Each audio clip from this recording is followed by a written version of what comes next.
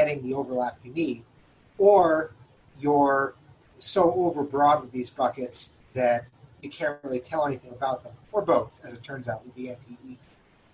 What you really want to do is be able to apply tags, which of many buckets does a particular organization belong to.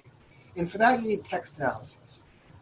There is a very limited amount of text that's available on these 990s, and that text is oftentimes quite short, oftentimes says things like C Schedule O, and is mixed in with text that is not meaningful or relevant to understanding what the organization does. Because these textual statements are so short, oftentimes they don't use a common vocabulary, and this means that it's even more difficult to assign labels to these organizations to find similar organizations. So we've developed a few strategies for dealing with this on a case-by-case basis. They oftentimes involve working with synonyms.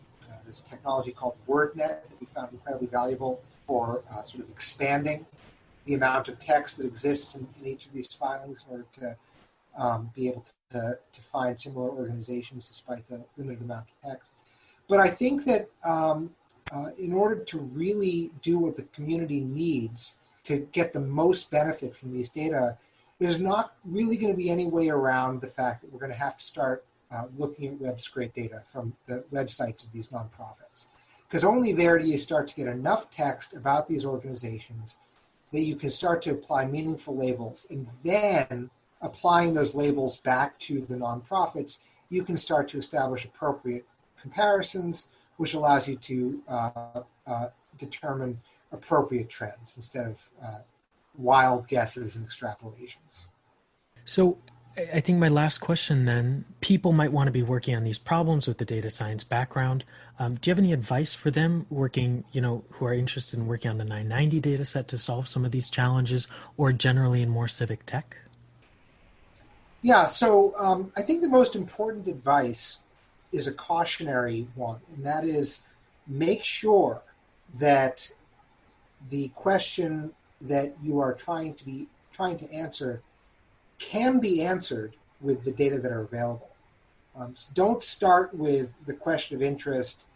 Don't start with the data that's available and then ask how you can use it to sort of get at the question of interest. You need to start with the question of interest, ask what you need to know in order to be able to answer it honestly. Then ask yourself whether it's possible to infer that from the data that's available. If it's not, you must move on.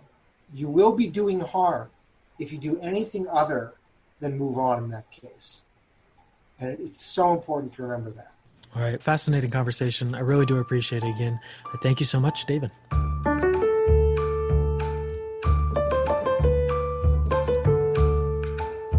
Thank you for listening to Civic Tech 101. Our team members are Elisa Chen, Jin Choi, Sabrina Fields, Hannah Morin, Jacob Lepic, and Marley Rosario. Special thanks to the Harris School of Public Policy at the University of Chicago.